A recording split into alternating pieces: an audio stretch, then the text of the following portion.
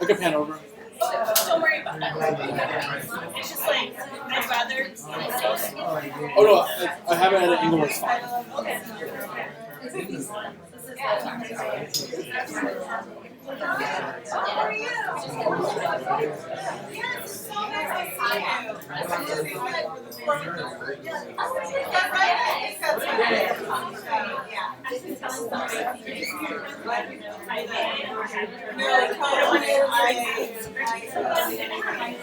to see you.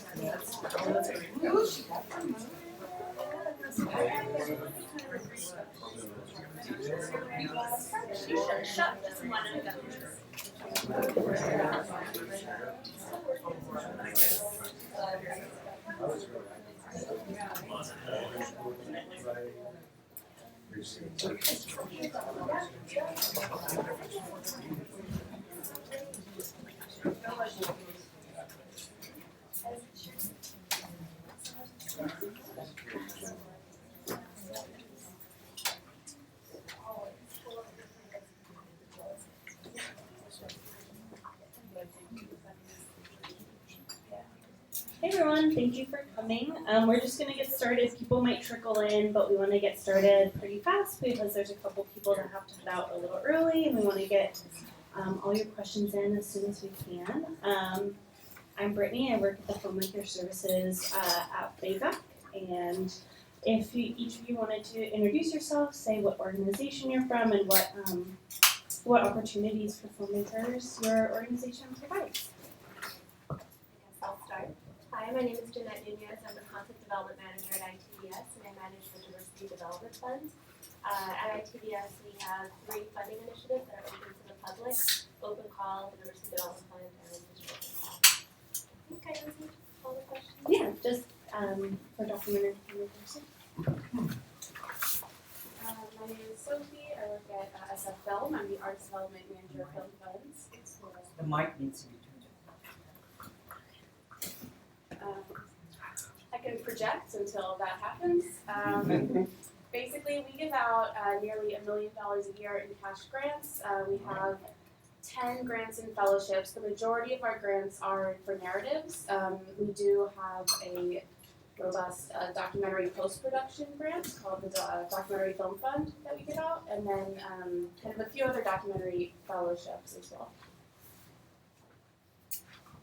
Hello, I'm Janice Hopkin. I'm the program director for the Berkeley Film Foundation, which is a unique public-private partnership between the city of Berkeley and 2 large corporations from the East Bay, Waring Development and Saul Zaentz Company.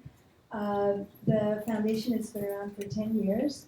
It gives away approximately $210,000 a year to documentaries and short films, short narratives, in all phases of production. So you can come in with seed granting, you can actually reapply for distribution. I mean, you have that opportunity to do any phase, and we occasionally do second grants. The process begins with submissions in April till mid-May, and decisions are usually made in July. The grants are small, relatively speaking to how expensive it is to make a film. The average size is $12,000. We do give grants to students, and that's $5,000. And there are 2 named prizes. One is named after Saul Zaentz, the producer, the Academy Award-winning producer, who passed away recently. That's a $25,000 special grant.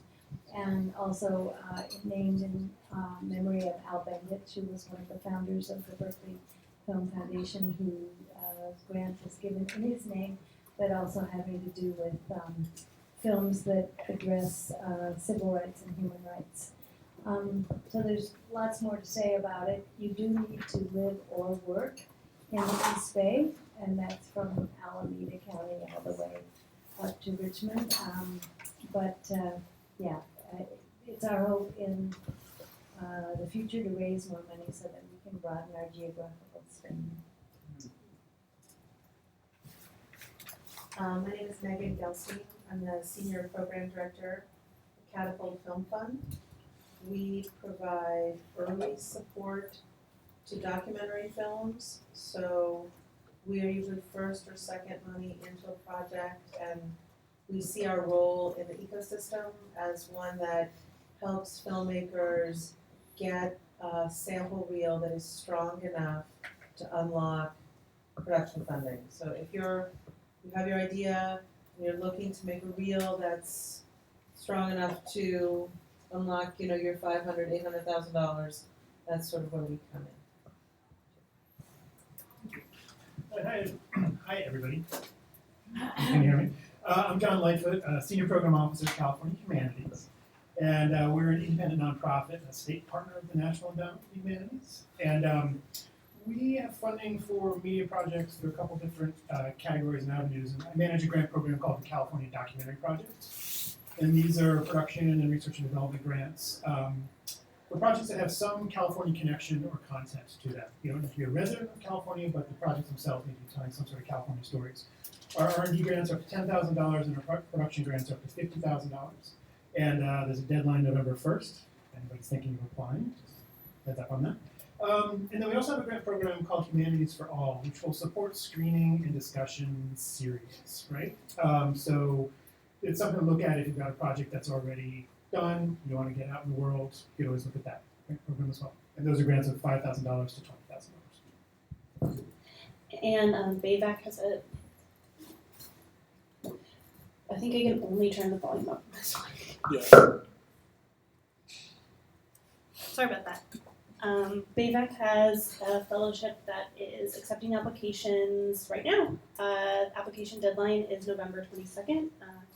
We support filmmakers who are emerging, producing their first or second documentary, people working on non-commercial, non-fiction projects. It's a fellowship of 10 people every year. This year specifically, we are asking for applications from people of underrepresented backgrounds. And we provide travel, we provide mentorship, we provide workshops, as well as re-granting $8,000 to each filmmaker. And this year, we'll be accepting applications a little further down the line for even more emerging filmmakers, people who are not quite ready for the Media Maker Fellowship, who are working on smaller projects. So if you know people who are at the beginning of their career, you can tell them to look out for that. We're still figuring out what that application process is gonna look like, but we're excited to be building the pipeline a little more. And so when I start to take questions from the audience, you'll notice that we are filming for our members across the country because we have a national membership base. So if you could just repeat the question back into the microphone because it's going straight into the camera, that would be great. And then we don't have to pass around a mic. So does anyone have any questions to start?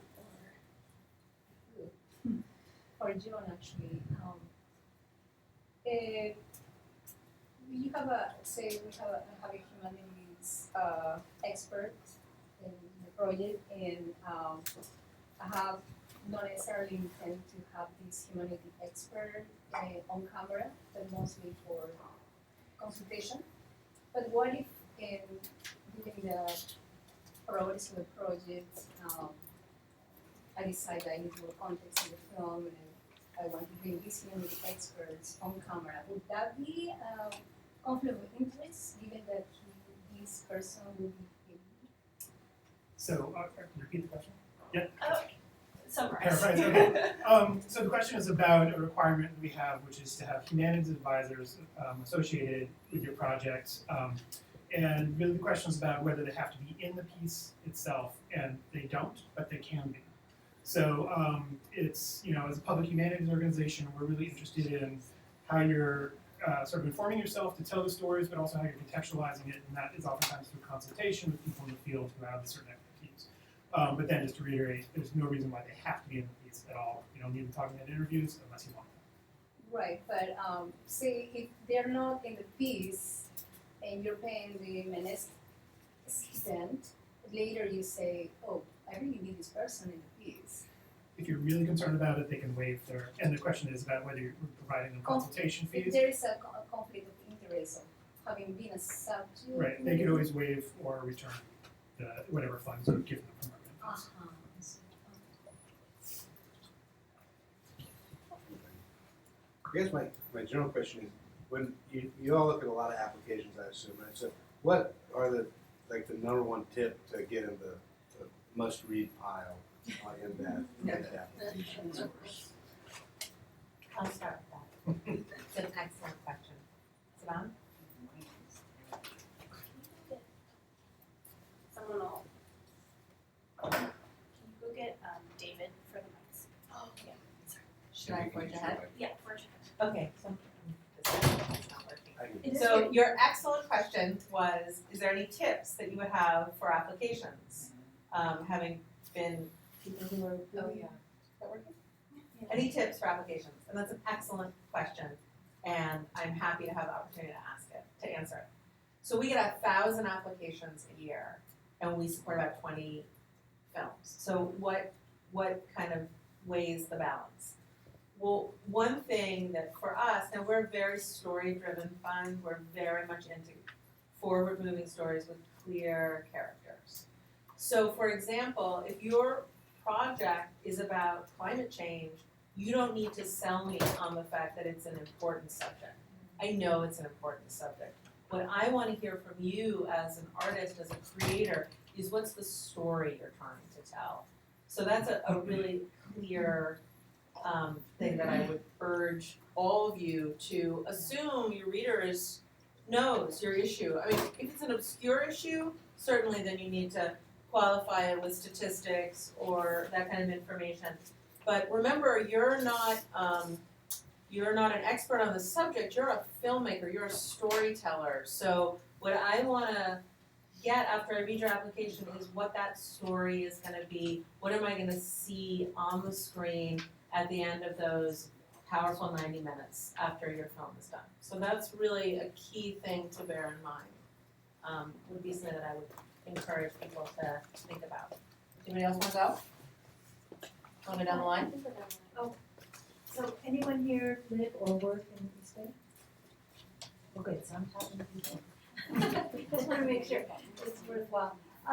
The applications are vetted through a peer review panel. So it is former grantees, all filmmakers that are making the determination of who goes to the next level. And for the East Bay, we had 89, it's pretty great to say, there were 89 proposals that came in to the Berkeley Film Foundation just from the East Bay. So incredible. So it's really exciting to me, who also lives in the East Bay, to know how many filmmakers are doing creative work in the East Bay. And I would agree with Megan that it is about the storytelling. You don't have to write 10 pages on the background. It's really in the manner in which you both write about the story, and I also want you to know that we don't care if it's well written or not, because it's not about proposal writing, it's about filmmaking. So the most important part really is the clip, what you're sending in terms of a sample, to demonstrate that there's a good story there, that there's high production values, and then your proposal then backs up your knowledge on the subject. But we all talked about this in our last granting process, and I also have made a documentary film, which I think has been my best education on how to decide where the money should go. Now I just lost my train of thought, but it is the sample reel that we send. So, yeah. How long is the documentary? What's What's the minimum? I think it's 2 minutes to 10 minutes, 10 minutes maximum. It does not have to be the full 10 minutes. But if it's more, usually they'll turn it off. So. And I would say, I don't know about everyone else, but we use the Submittable platform for submitting both the narrative and the uploading the video, and that seems to be a really good platform for us. Just a follow-up question, just on the sample clip. Are you looking for something that like it's a polished trailer that really encapsulates the whole story, or it's just a snippet and it kind of shows production value, it shows maybe a compelling character? What are you looking for? So there's many grades on the scale of what is a trailer, but most filmmakers don't have a trailer before the film is made. They might have a sizzle reel or a section. So it could be really a section of the film that you've already shot and edited together that demonstrates skill and that there's some sense of a story. Oh, and also one other thing that gets higher, it's actually a question, because we're from Berkeley, we're really looking for social issue films. So those get kind of a higher, they get extra points if it's political. How's that? Yeah, I mean, I would also echo Megan and Janice here. Like, being very clear about the story you're telling is really important. Films are, have a lot in them. They can be very complicated. Sometimes I think a mistake that we see is filmmakers try and kind of explain them too much. So you're like, oh, wait, what is that? Who is that character? Like, just be clear about what the story is, what the point of it is. Agree also with Janice, like the sample is important, but the sample should also match what you write in the application. If you're saying that, your documentary is a beautiful verite study of yada yada yada, and then you submit talking heads in your sample, you're like, oh, what, how does this connect? So in that way, the application itself should kind of tell a story. Would also echo Janice, it doesn't have to be written, beautifully, but it can be written how it reflects your style of storytelling. And that way I think just like authenticity comes through, like we are also wanting to know you. It's not as much about like what we are looking for, but about kind of what your story is and who you are as a filmmaker and what it is you're trying to tell, and kind of how that comes through. Next, follow-up question. For the post-production grant, one, what is the length that is asked for, and also, what are you looking to see if, given that this is a grant in post-production, what gives a competitive advantage? Are you looking for a rough cut or a sample reel with excerpts? Great question. The question was, what kind of sample are we looking for, and how long is it? We take about 5-minute samples, and for post-production, we understand like it's not going to be perfect and polished. It's allowed to be rough, your footage. That's why you're applying to the grant. And I guess what we're looking for. I'm sorry. What was the second?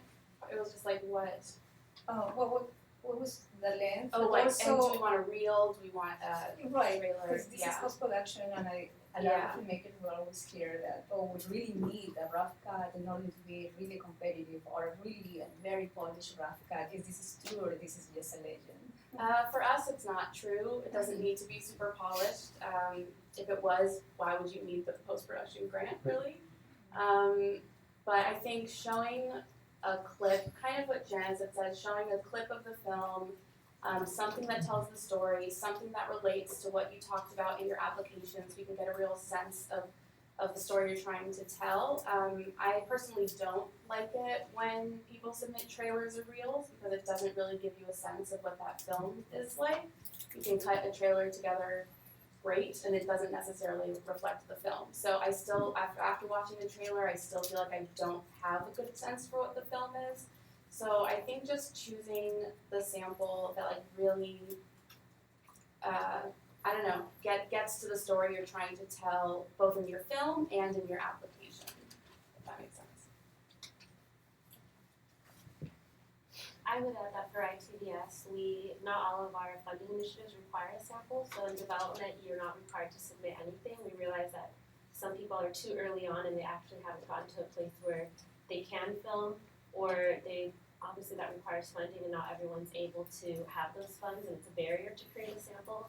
So at that point, we're really going off your treatment. So anywhere that you can be really specific about your vision and what you intend to do, or where you yourself have access to the community, or why you're the person to tell the story, I think that's really what we're kind of relying on is why you found meaning in the story and kind of translating it to us, for us to have that same energy.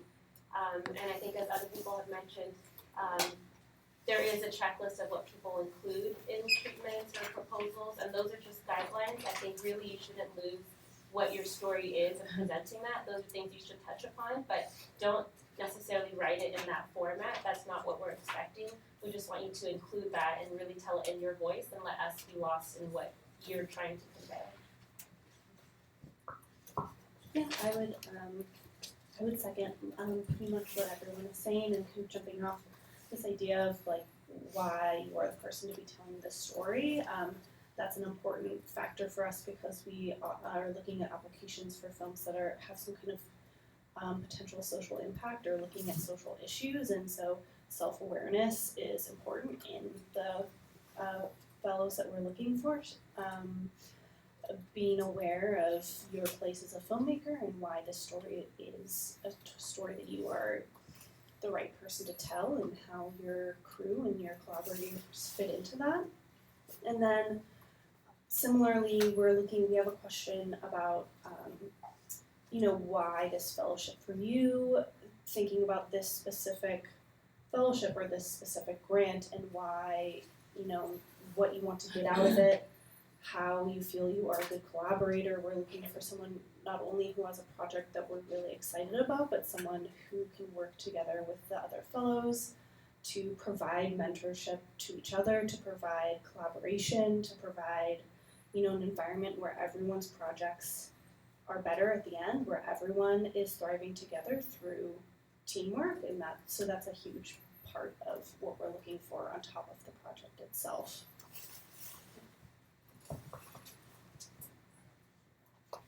Do you back up first? So some of the feedback that I've gotten on this specific grant is that the synopsis needs like more formal language, and I guess I'm just wondering, the general question from that is like, should the synopsis be written more as like a scene by scene treatment, or is it more like general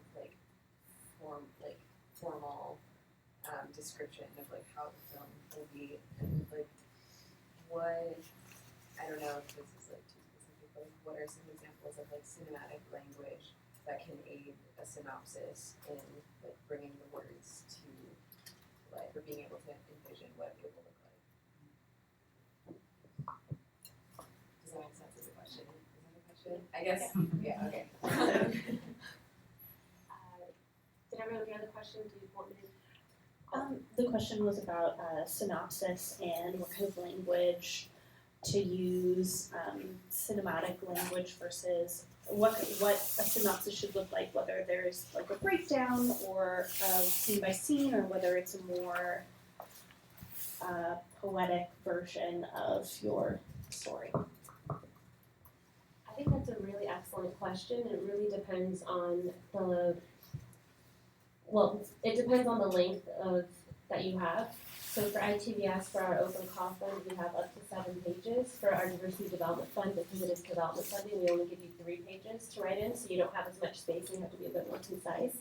But we're not really looking for a scene by scene breakdown. What we're really looking is to get a sense of what your overall story is and what those milestones, that arc, in introduction to your characters, I get a sense of what some of those tensions might be, so that can start kind of unraveling on what you're following, what may happen.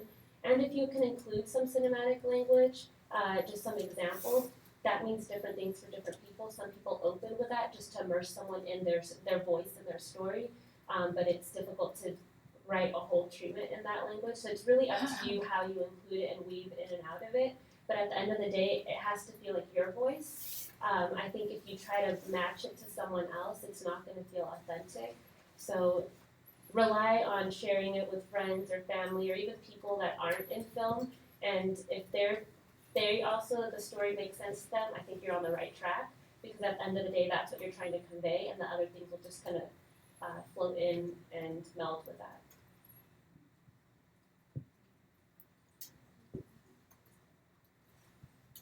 Sure.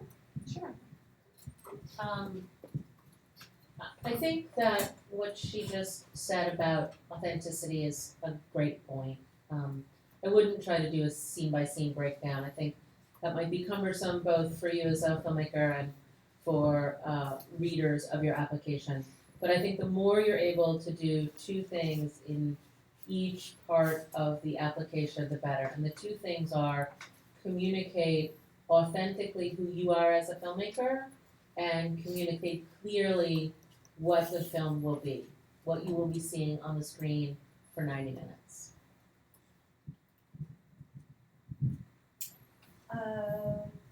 I made a film about a dyslexic artist who also was a filmmaker, and he couldn't write, he could barely read because of his dyslexia. So I became sensitized to not all filmmakers have to be great writers. And I feel in our case, at the Berkeley Film Foundation, a good log line that communicates is pretty good, and a synopsis as an expansion of the log line with the major themes is better. But overall, the most important thing is if it's a new subject, is it something we haven't seen before? Is it addressing it in a new way, either in terms of the approach to the topic or in the style of filmmaking?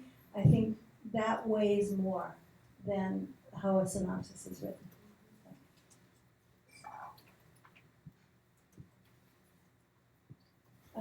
Yeah, I think I just agree with my colleagues here. For us, we don't take very long synopses. Mostly, it's just a couple paragraphs. My biggest thing is if I read your synopsis, I want to know what the film is about. I don't want to stop reading it and be confused as to the story you're telling. So just as much clarity as possible, for that arc and for those characters. Doesn't need to be flowered with specific cinematic language for us. Any other questions? I do, thank you. Thank you for this event. Yeah, so you mentioned something about being, I don't know if you phrased it this way, being the right person, like the right person to tell the story. Mm-hmm. And when I first started, like doing my first couple of grants, I always took that to mean, like, do you have good access to the subjects? You know, are you in the right place to be able to tell this better than someone else? Meaning that you can get deeper and more layered into the story as opposed from, on the other side of the fence looking in. But then I'm starting to feel like, based on the way that you phrased it, that you have to be the right kind of person to tell it. There's something else, there's another component to it. Do you mind just elaborating a little bit more on what you really mean by the right person? Yeah.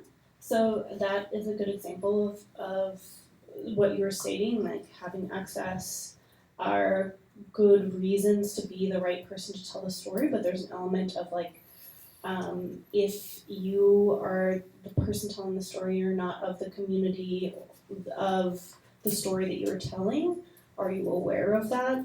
Is that something that you have thought of, and are you bringing in consultants? Are you working with other people who have a more direct connection personally with that story? And, you may be the right or the wrong person to tell that story for many reasons, but having that awareness is important. Does that make sense? It does help a little bit. I could clarify that. Yeah. For example, I have formerly incarcerated nephew. He's now home.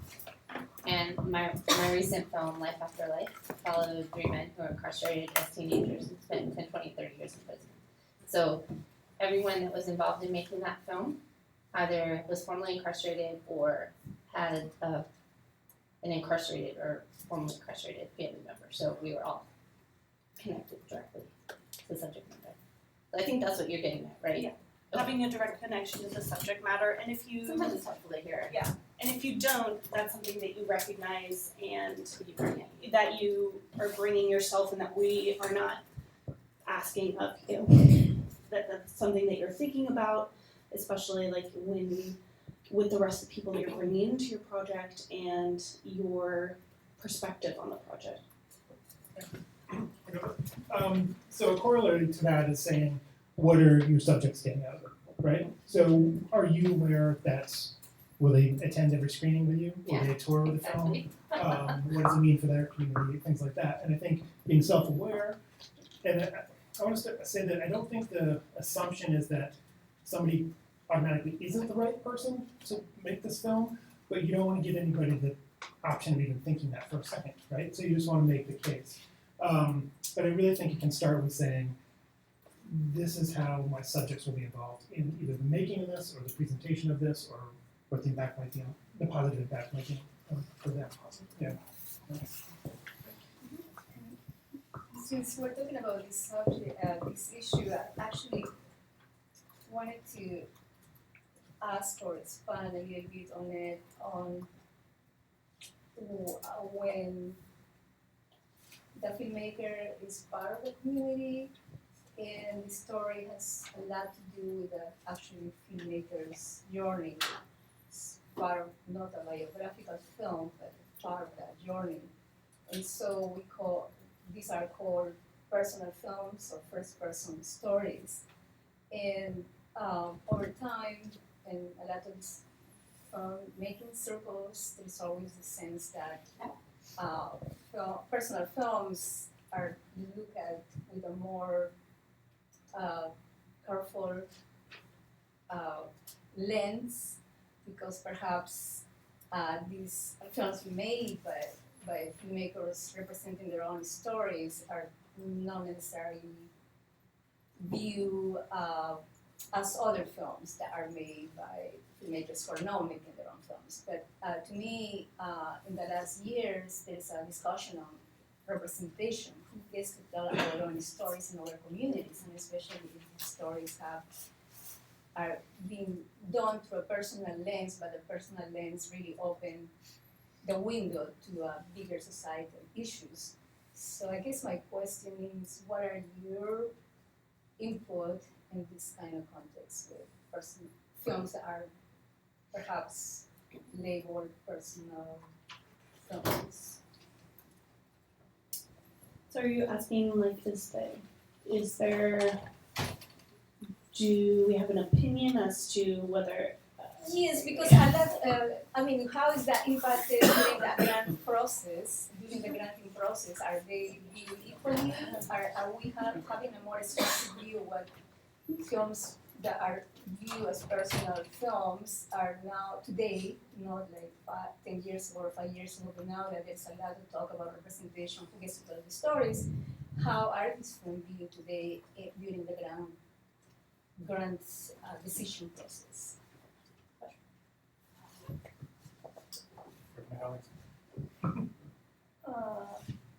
Okay, so really good question and timely question. In a world of both the good and bad about political correctness. The city of Berkeley actually has a requirement that we report our diversity. They want to make sure that the public money is spread around to the entire region. And so that, in addition to social issue, becomes an important part of our decision making. And I've only been at this job for 9 months, and was a former film programmer at the Mill Valley Film Festival and former director and founder of the Jewish Film Festival. And those issues come up also in film festivals, of making sure that there's equity in terms of representation. I think it's part and parcel with the field right now. It's important. And to that effect, we did an inventory just because I needed to know, and 60% of the grants that go from Berkeley Film Foundation are to women. 18% are going to LGBT, disabled, and senior. Non-white is about 31%. So it's important for us to make sure that we are honoring who our community is. And it doesn't matter if it's a personal story, it's really who's telling the story and what communities they're representing.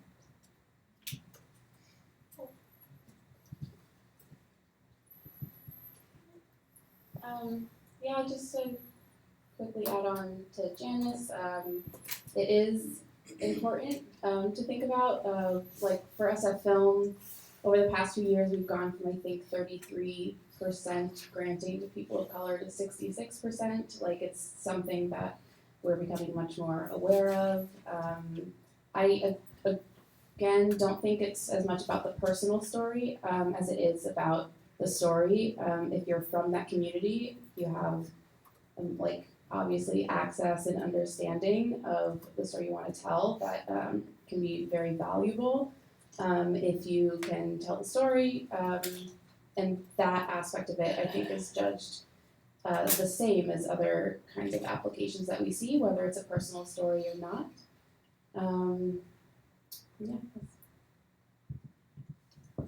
I also want to talk a little bit about our review process, because I think not everyone is always necessarily aware of who's reviewing, and that makes is a lot about the decision-making process. So in terms of ITVS, we invite external reviewers, people that are part of the community as filmmakers, programmers, that work in public television, that have any number of jobs, to review films, and they're also being tasked at looking at films that resonate with them, not necessarily because it's a specific style or it's a specific genre within documentary, but really we're inviting people that live across the country to make sure, and from various backgrounds, because we want to make sure that we're reaching people and that whoever's making a decision are not just from the San Francisco small look of our team, but from people across the country that are living in different environments and different things resonate with them. So I don't know if that fully answers your question, but I think that's part of the process, is bringing people in with different backgrounds and experiences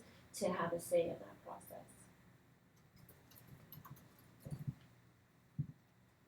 What, thank you.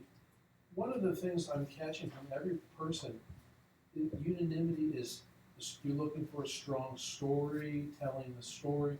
Can you give a few comments, or in the context of documentary film, what is meant by a strong story or a story? What is that which delimits and constitutes a story in the context of a documentary that you would consider as a strong rather than a not so strong example?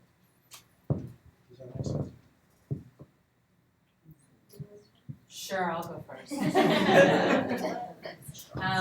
I don't think that, I think what I intended by my comments about a strong story is that it's not a strong issue. That I think using a limited amount of space in an application to emphasize the importance of the issue doesn't communicate to a reader what the story is going to be. So I think that is what I was trying to communicate in terms of talking about a strong story. Is What making constitutes a story?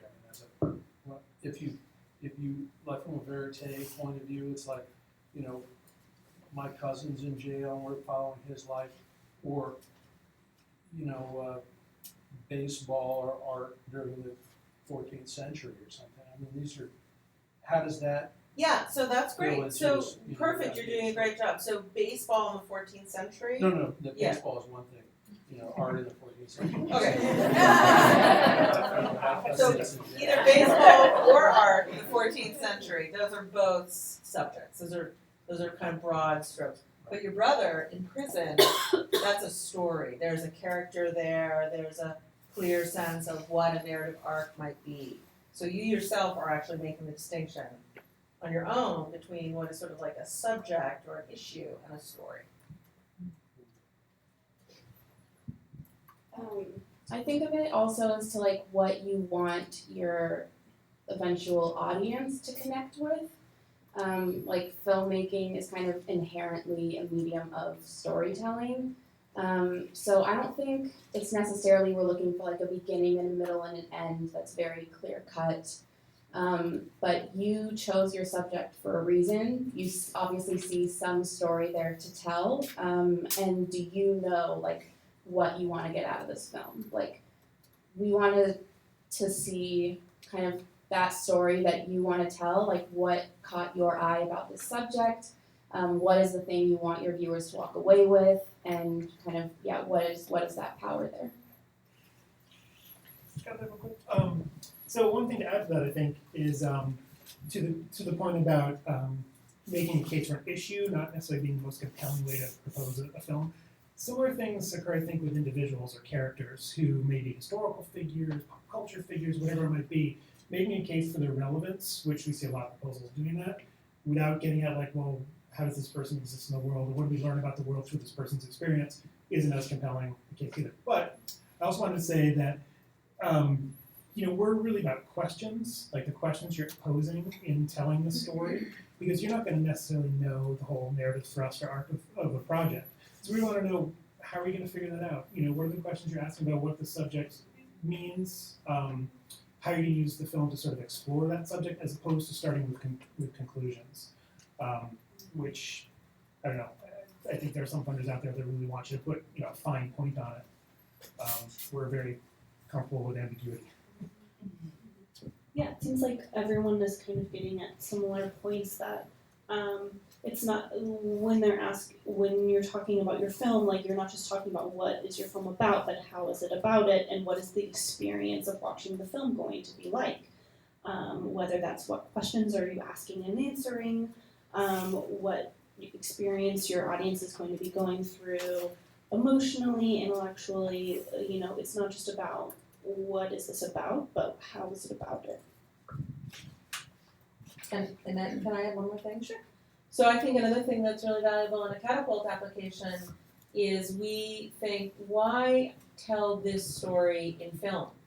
Why are you choosing, a very expensive, difficult visual medium? And I think as artists, as filmmakers, you want to have a pretty clear sense of why you're choosing to tell this story cinematically.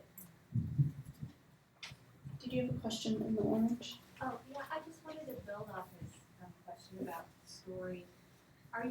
There's like a classic structure of a story with inciting incidents and tension and the climax and then the resolution. In documentaries, is it helpful in an application or in a synopsis to outline what you think those kind of milestones on that narrative arc journey are in your documentary subject? Is it helpful to pose a hypothesis, what you think that, or is that type of structure, that like classic story structure with a hero's journey, kind of, basic? Sure. So, I don't know, this might just be me, but I think there's some skepticism emerging around the projects that haven't necessarily filmed enough yet, but are proposing this extremely dramatic sort of thing, because it just seems like, well, how are you going to do that? You're going to be imposing too much on the subject to make that narrative that cinematic. And so, I mean, for us, I think a lighter touch in that regard is a good approach. Not overselling it. Hypothesis, pointing in the direction. What I always advise our reviewers is to say, read the potential, right? Is it pointing in the right direction? Are you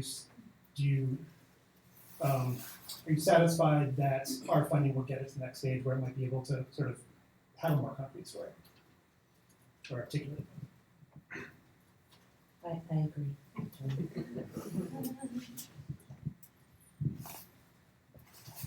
I would also add that the 3-act structure isn't going to work for everyone, and that you should really feel comfortable experimenting, and if that's the way your film is going to be told, then feel comfortable with that. You shouldn't try to make it something that it's not to fit it into a model, and people will automatically, when I read things, I'm like, oh, they're trying to make this, I guess, digestible in some way, but sometimes it loses some of its appeal, so if that's not where the best way to tell your story, then don't feel hampered to that. Like, really take the time to think about what the best way to convey your story is, and maybe it means structuring it differently. I think you'll have to be really clear on why you're going in that direction and not just doing it for art's sake. But I think I don't think people should be bound to that structure. I have a question. I feel like when I apply to applications, usually there's like a budget section. I never really know how to fill that out correctly. So I don't know if you guys had it in your applications and what you're really looking for and how much of a priority that is. If you go to that stuff, that'd be super useful.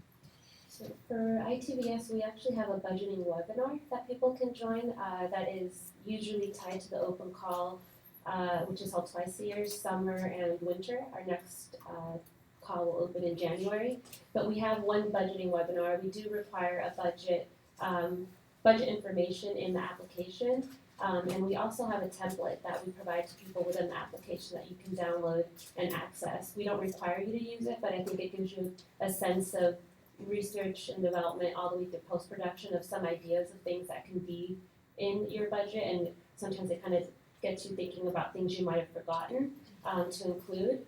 But I think the one thing I would say is when you're putting this budget together, really do your research, and that's one thing that our team looks at.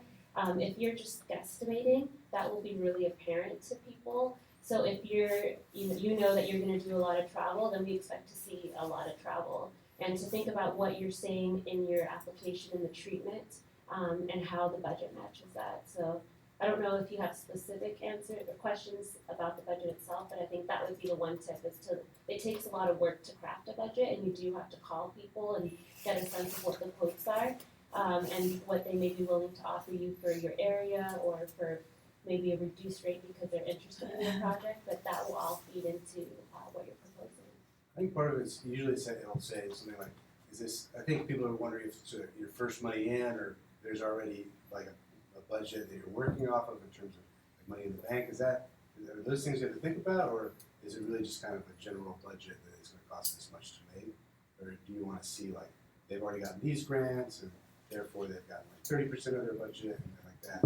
It's also interesting. So we want to see what you secured already and from who, how much, and then we also want to see your budget itself, so then we'll get a sense of what your gap is depending on where you are. But then there's also a section or application for you to list what if you're fundraising in other ways, if you're reaching out to other organizations, so that then we also have a sense of you're aware that you have a gap and you're not hoping that someone's, maybe ITBS could provide up to $350,000 in open call, but if your gap is larger than that you also have some other plans on how you're gonna fundraise. I was just gonna say that on the documentary core application, which like some people use more or less of, there is a place for your budget as well as what funding has already come in, and also like what your schedule looks like, what your plan is for the next couple of years, and what you're planning to do. And that section for us is often like, is this realistic? What doesn't match up? Like how well have they planned out what this is going to look like, especially because a lot of the people who are getting into our fellowship are 80% done with production, so there should be like a pretty clear idea of like how much you have left, what that might cost, and like how you might secure that funding. Should we, did anyone else want to? Yeah, you in the back. When you're completing an application, I filled out this documentary co-application and I have this work treatments. But then for each application, when you actually fill it out online, it's like 800 words or like 400 words. And so I guess my question is like, especially when it comes to the story, when we have to summarize this treatment that we've done that fits into like 7 pages, what do you like for us to emphasize on? Because like you said, you want us to be authentic and to keep like who we are in the proposal, but when you start summarizing, sometimes it just becomes like you're losing the sense of the story. And so I was wondering kind of like, what are you guys drawn to, and if we need to make choices, like not tell you about all the characters, or like spend less time on the structure, or like if we need to make choices, what would be your advice? So the question was about making choices when you have to narrow down your 7-page treatment into 500 words.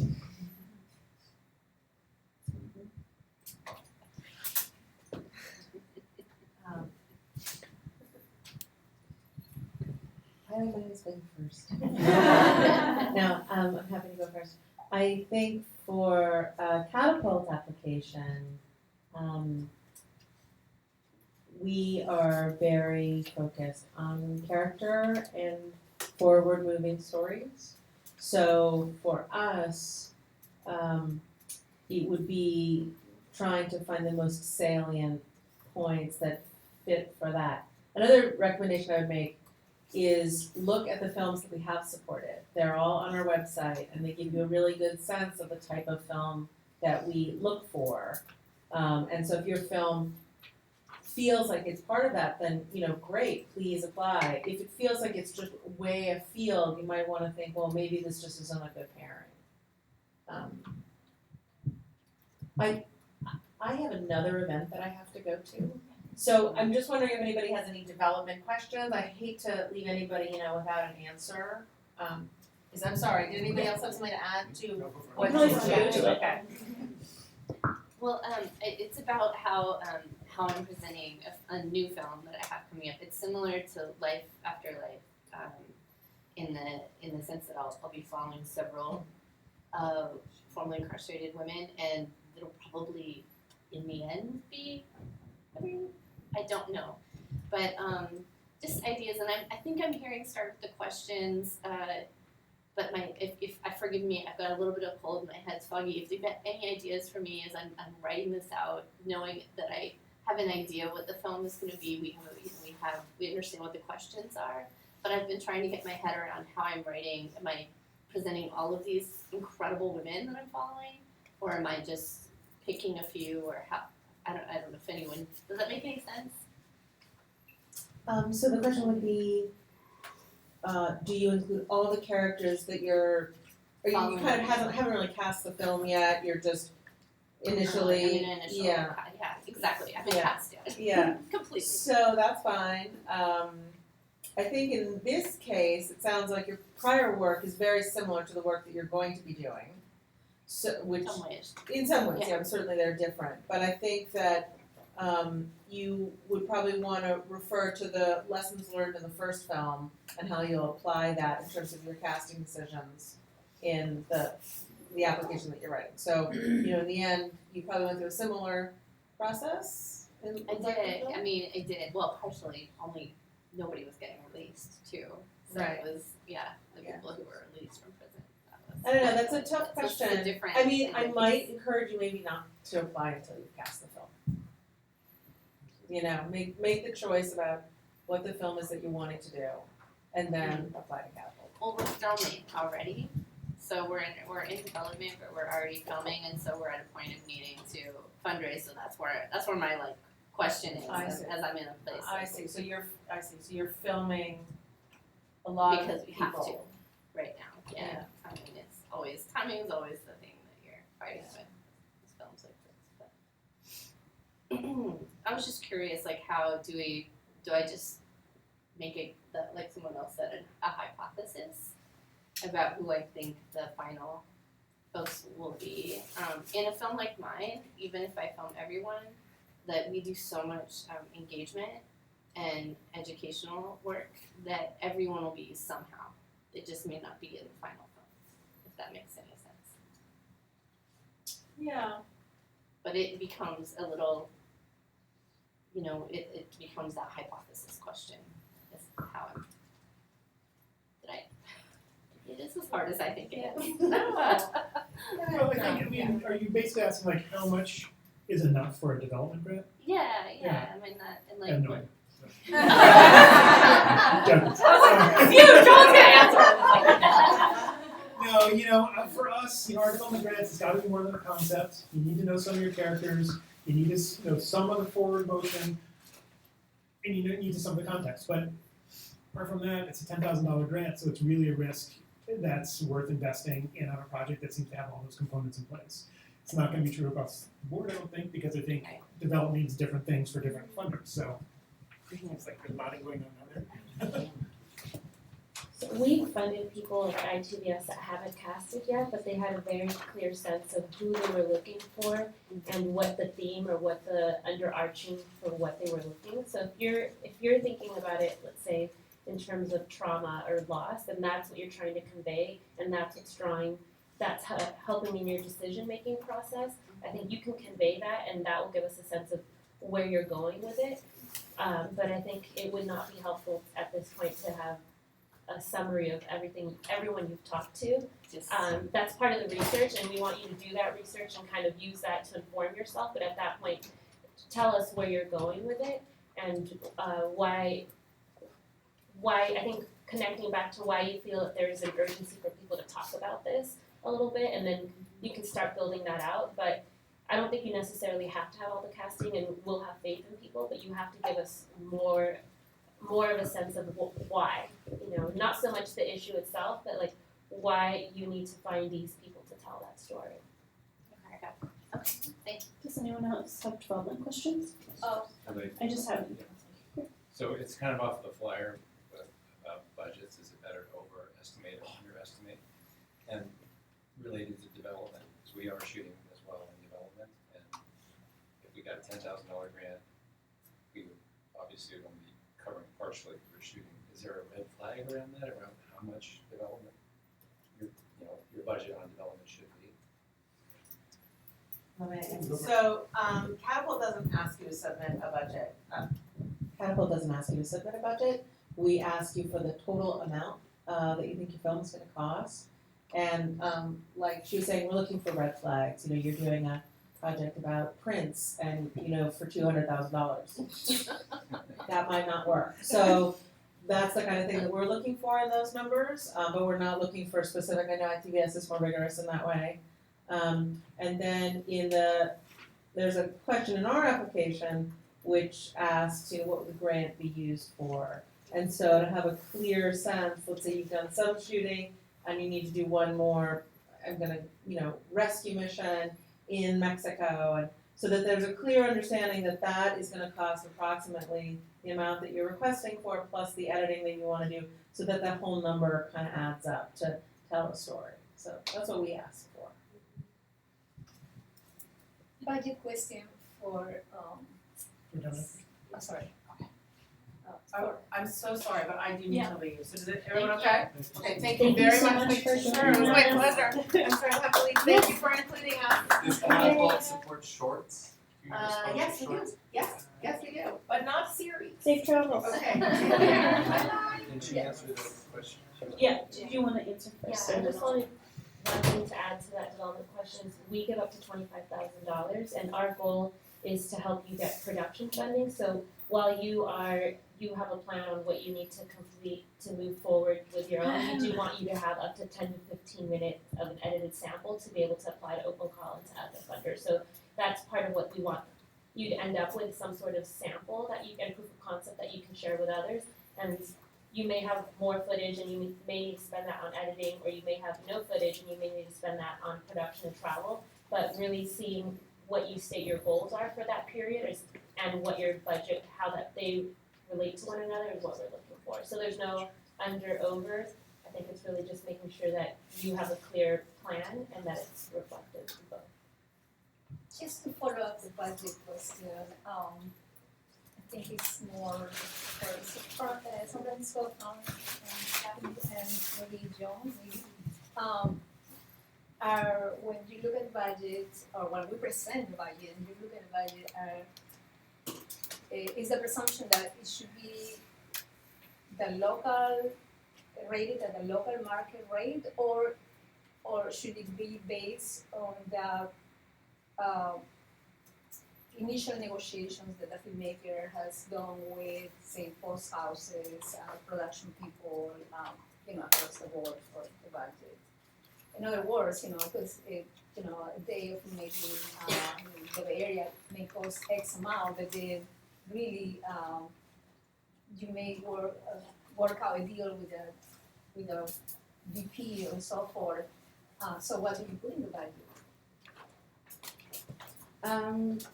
For us at SF Film, similar to what Megan was saying for Catapult, we don't comb for your budget very with a fine tooth comb. We just would like to see your most realistic guesstimate of what it will be. It doesn't have to be absolutely exact. If you think you can work out a deal with a DP that you know and you're pretty certain you can get that rate, I feel comfortable seeing that rate in your budget. If you have no idea, I would go with the market value, just because it's just the more realistic guess. Similarly, we're not necessarily coming to the budget, but there are on occasion red flags that come up that have been mentioned earlier, not enough money for posts, things like that. What I always encourage people to do is if you have something that you think is somewhat odd or unusual, or it might be an issue for somebody reviewing it, just explain it. Just say, this DP is giving me an independent rate, and as a result, this amount is much lower than it would be if it was the person's commercial rate. So just anticipate the questions that a reviewer might have and head them off. You had a follow-up? Yeah, I do. I feel very embarrassed asking it, but maybe it will help someone else here too, so I'm gonna just put it on the table. So this is my first documentary. I would love to transition out of my current career and make documentary films, or at least try once before I die. Just attaboy, just try at least once, right? So I can die happy, no regrets. Anyway, but so in terms of the budget, the first time I submitted a budget, the immediate feedback was, this is not feasible. And they couldn't tell me any more specifics, but what I felt was, because I did call all the vendors, what happens is, because I have no money, I feel like I'm kind of painted in this corner, and I'm just working on this intention, this is my dream, and I don't have a big filmmaking community to lean on. So when I filled out how much is the director getting paid, I'm kind of looking at this as a new career. I have no idea. what I should be paid. So I felt really embarrassed, like putting like a number in the slot because number one, I feel like I have no worth because it's my first film and I'm trying something new. And so what would be the recommendation for a first-time filmmaker, like how to fill in those budget numbers? Do you just call up like a professional director and say, hey, what do you make? And then put it in on your budget? And then suddenly you have your dream job and or like, so like, when So you're the just, general question is, how do you pay yourself in your budget? how do you show that on a budget so you don't look like an absolute loser? Yeah. But you look somewhat competent, but you're also not like, They both love. yeah.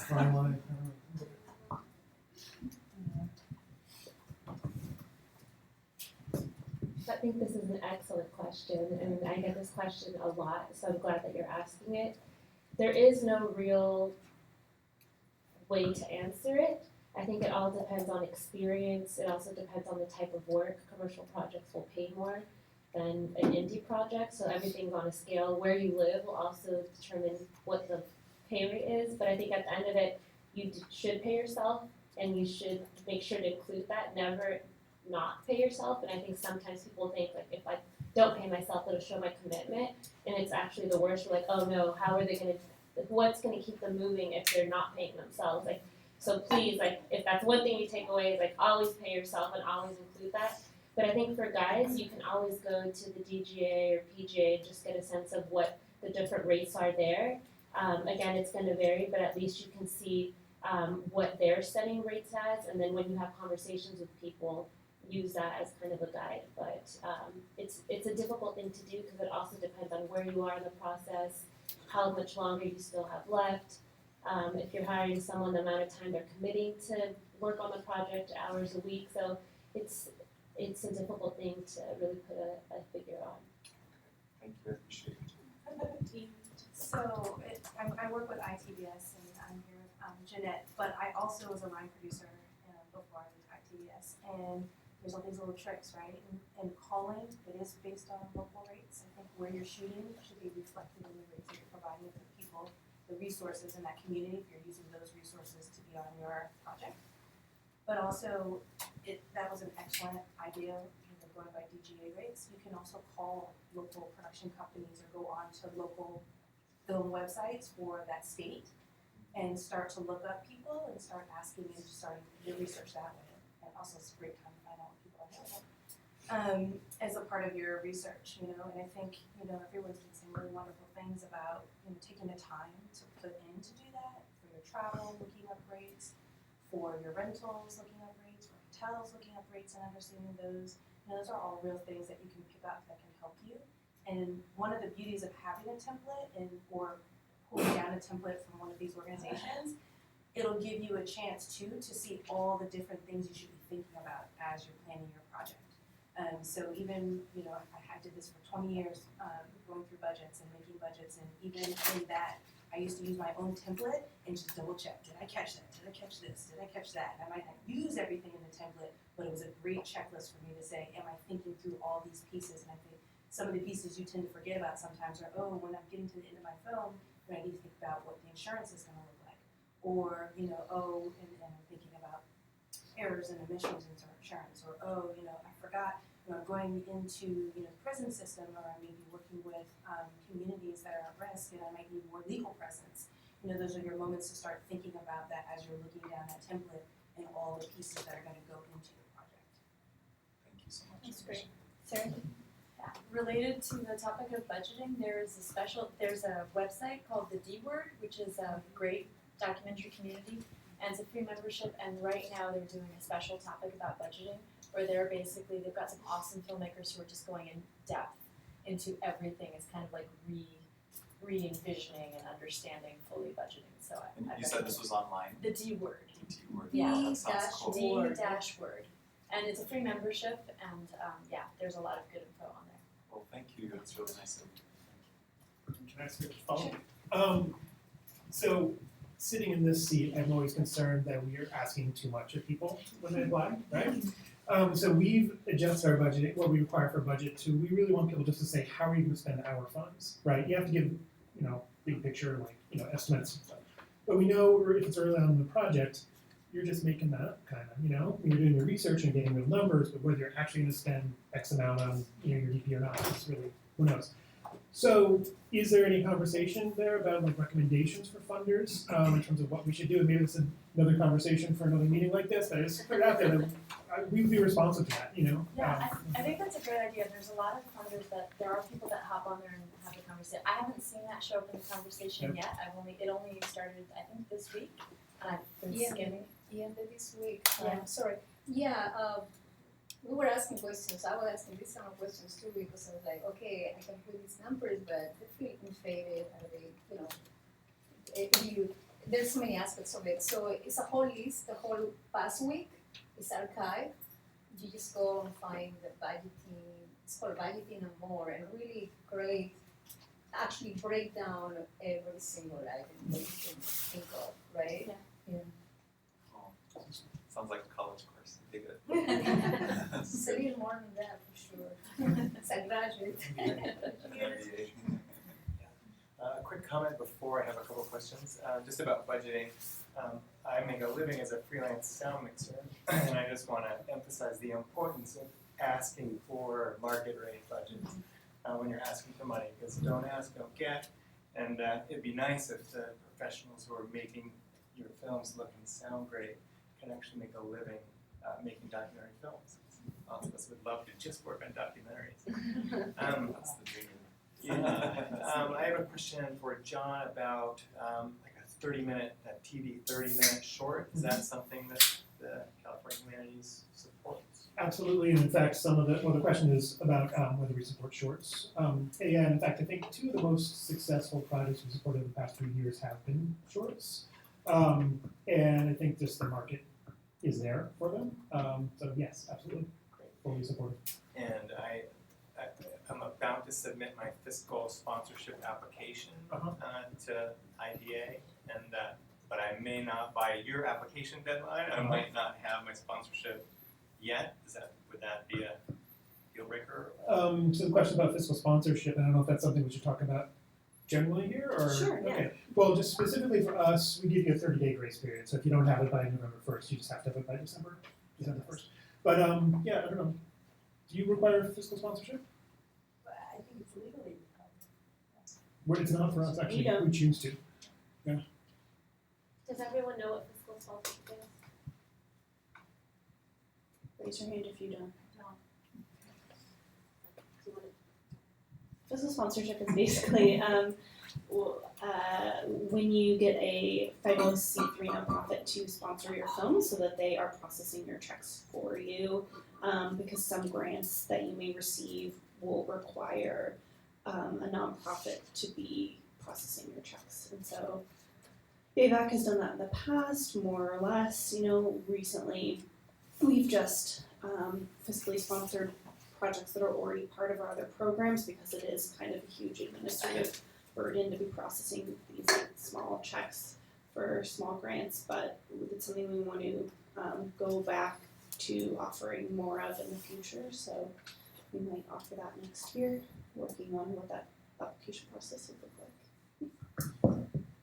I was just going to add to that the reason why you need a fiscal sponsor is because you are taking in donations, and in order for them to get, and who knows what the laws are now with our current so-called administration, but that's the reason why. Usually a fiscal sponsor then takes a small percentage, 5 to 8 to 10%.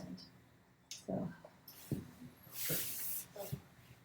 Sorry, I was just going to Well, and I was going to say, for anybody who's looking for a fiscal sponsor, there are many out there, but it's important to do your research because they're not all the same. We place a cap of 10% for the fee that they can take from grant funds from us, which most are in the 7 range or so. But get the agreement in writing, get an MOU so that you're fully aware what they're responsible for and what you're responsible for. It's very infrequent that I've heard of people sort of getting burned, but it does happen. And there was a case a few years back in LA where a very prominent fiscal sponsor kind of folded, and all the money that was supposed to be in the accounts for the people who were sponsors kind of disappeared. So just, buyer beware. But. Just following up with ITBS with open call, is having fiscal sponsorship a hindrance or a help? Does it not matter at all? It doesn't matter at all. We don't require fiscal sponsorship, but I will say that you should also look into if they're processing your funding, what kind of reporting they can get to you and how fast they can turn that around. Because what we do, since ITBS gets money from the Corporation for Public Broadcasting, which is in essence taxpayers' funding, we do have really strict requirements on how our funding can be spent. And so if they're processing your payments, you want to make sure that they can give all those reports to you and that they can also then be adjusting those reports in case we need to have additional detail or descriptions for that funding, and that they can also turn that around for you. And you can then be the conduit between both of us. I have a really technical question about ITBS. Have you produced for PBS in the past? Is there a time or wait period before being able to apply for open call, or is that it doesn't matter? No, if the only time you have to wait is if you're currently funded by ITBS and you have an open contract, then you're not eligible to apply. We want to make sure that we're working with as many filmmakers as possible, so we won't fund the same filmmaker if they're currently on a project. I would also say that if you're applying for, let's say you applied for open call and you're waiting to hear the results, then you also can't apply to another fund at ITBS while you're waiting to hear those results. And it's for the same reasons. We wouldn't want to get to the point where both applications get funded and then you have to make a decision, because we wouldn't allow you to move forward with both. Could you apply with multiple? Because I'm producing one project but also directing a different project. Could I apply with both projects, or is that? Really good question. We get these a lot. So you're only allowed to apply with one project at a time. That said, if there's someone else on your team that also meets the eligibility criteria, they're a U.S. citizen, U.S. resident, they own copyright or share copyright with you, and they meet the other criteria that we have on the website, then they can apply on behalf of the project, but you yourself can only be on one at a time.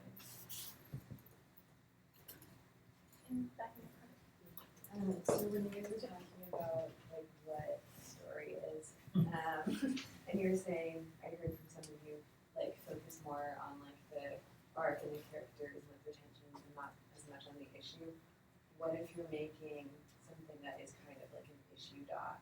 Like I guess I'm wondering, the film that I'm working on currently is what you call an issue doc, and I don't know if that is like currently a faux pas in the documentary world to be making things like that anymore.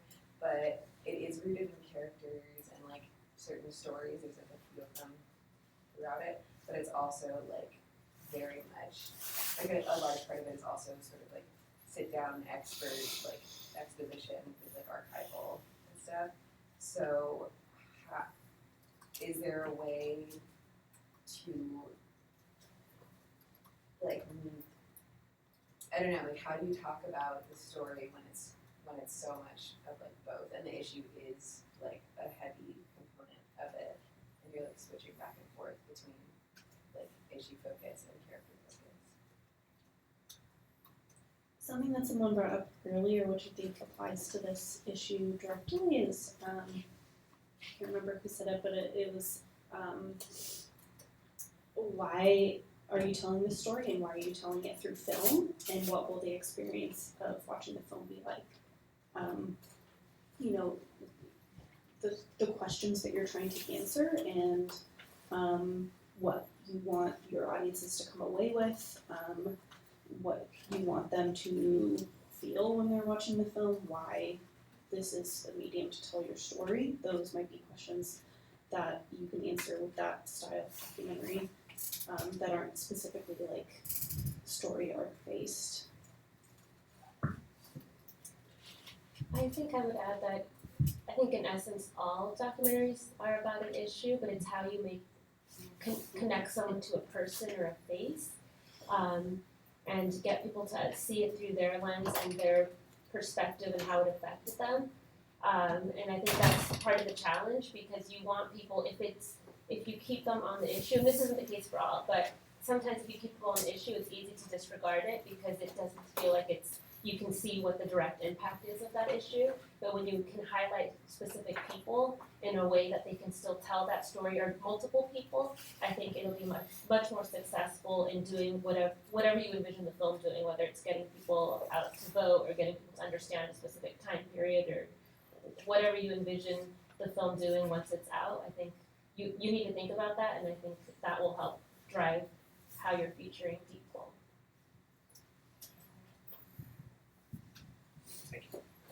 I'm not suggesting you're saying this at all, but I just one word of caution. On occasion, there are proposals that come through that are issues in search of a story to some degree, but there are also issues in search of the characters. And I think it raises a whole lot of ethical questions if you start off, if you're trying to cast people to sort of illustrate an issue that you care about.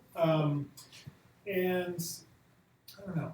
I mean, I think we've seen that often enough to sort of be able to sort of notice it right away. But you know, it does occur. I don't know if that's something you all have experienced. Want to comment on it? If you haven't.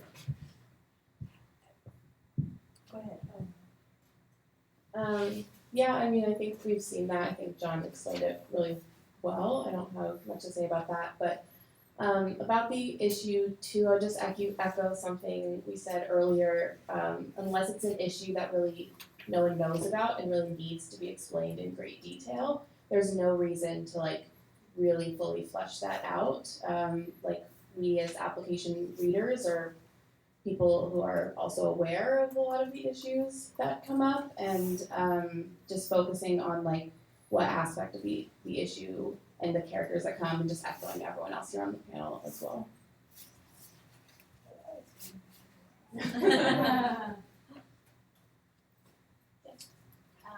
Kind of like the flip side of that question.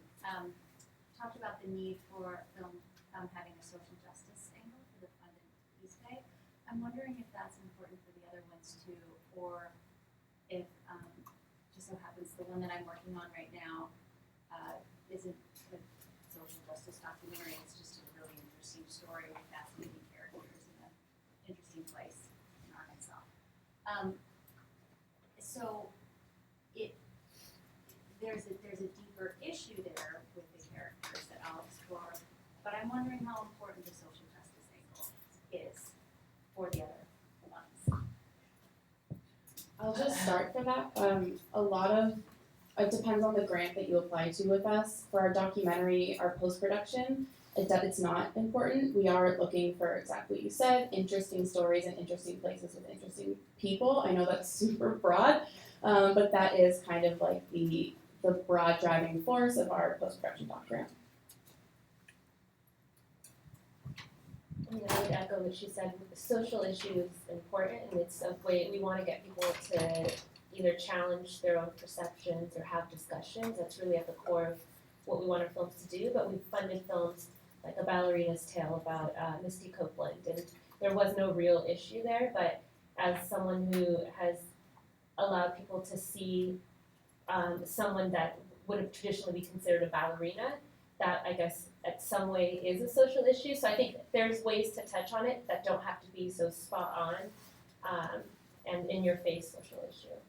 I guess I wrote one grant application and I felt like I was trying to make it into a social issue for that reason. Like, I'm going to bring a documentary viewing audience and give them a glimpse of this world that they don't often see. And it felt, even as I was writing it, like I was forcing it. And so I'm wondering well, I think you answered my question. I just kind of stick to the story and then maybe highlight what the audience will potentially read from it. I'm just going to respond because I went to the Mill Valley Film Festival and saw documentaries, and the one that I'm thinking about was called Serendipity, and it was by a French artist who was really remarkable both as a sculptor and an installation artist, and the film was about her breast cancer. So it was not facts and figures about breast cancer, it was about her art and how she experienced the process of going through her illness, also expressed through her art. And it was really effective. And I think I read it's going to be opening in the Bay Area sometime soon. So it's also good to watch other documentaries to see how stories are told in the context of a medical issue, social issue, political issue.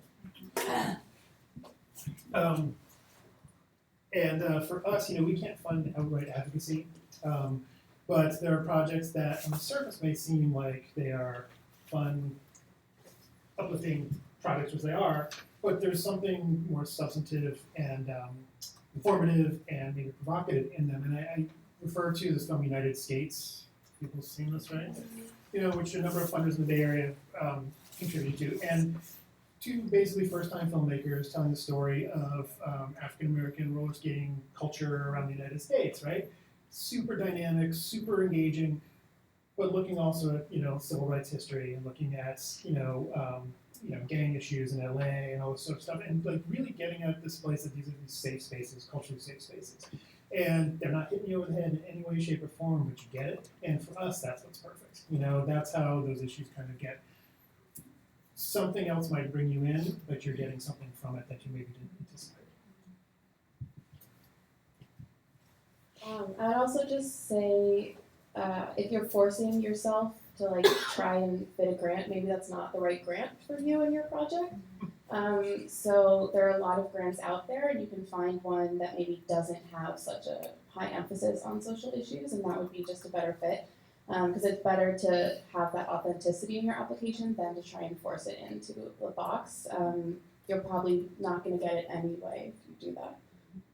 I would say that in my experience being on the panel the last few years for Movie Maker, we, I can't recall a time when we were in the final stages and we were looking at a film and just we didn't think that there was enough of a social issue there. We're often filling in the blanks for the filmmakers, being I think this is important for one reason or another, and when things are forced, we can tell, and that's it's more important that you know why you're telling the story and you convey that. I mean, that's where the questions really come in, is why this story now more than what is the social justice angle for the story, because I feel that's something we are looking to support social issue films, but that's not a hard requirement, and if we love what you've submitted, we'll often find a way to fit it into the box that we are looking for. What matters is that you know why you're telling your story and you can convince us why it's important. And we probably have time for a tiny quick question, and then we're running to the end. Yes.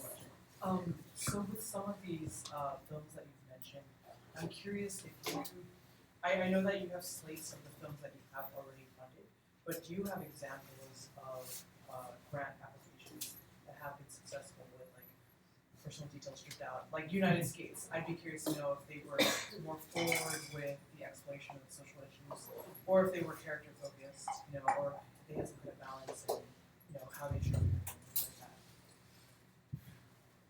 Actually, one of the most important things in their proposal to us was how they positioned themselves as not being of this community, but how they sort of going through a process of gaining access and trust. That was really, they did that really well. So whenever we ask our grantees to share proposals, because we get that question all the time, nobody really wants to, because they're kind of really proprietary about their projects, and they also don't want someone going out and making the exact same project.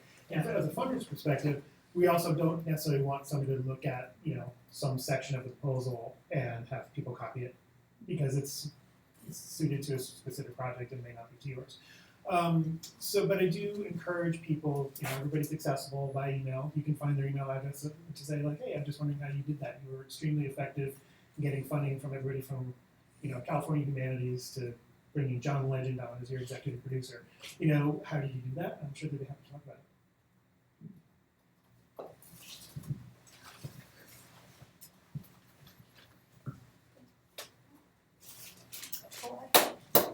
I have a commercial. Berkeley Film Foundation is 10 years old, and there's screenings going on right now at the Pacific Film Archive of funded films. So you can get a sense of the kind of films that get funded, and filmmakers will be there. And I have postcards. The next screening is Tuesday of a film called The Whistleblower of My, about Vietnam vet who watched the massacre from a helicopter and then blew the whistle, and then he was court-martialed. And then there's many more layers to the story, including an opera that was mounted. The other film is The Pushouts by Don Valadez, and we also hope to have a repeat. We had to cancel a screening last Thursday because of PG&E, and it was a free screening outdoors behind the Berkeley Art Museum, and that's Inequality for All, about Robert Reich and about our economy, and it won the Grand Jury Prize at Sundance in 2015. So I have postcards, I can hand it out. I guess I have one quick plug as well. SF Film has a year-round residency space called Film House, if you don't know. Applications actually just closed for next year's residency, but they'll open again in next summer. But it also functions as an event space. We have lots of panels and mixers and everything like this. You can meet filmmakers, you can ask them questions about budget and about their applications. So you can access, if you're a member, you get a filmmaker add-on membership. It's $50 for the whole year, and you can access every event that we put on there. Yeah, great. Please, spot motion.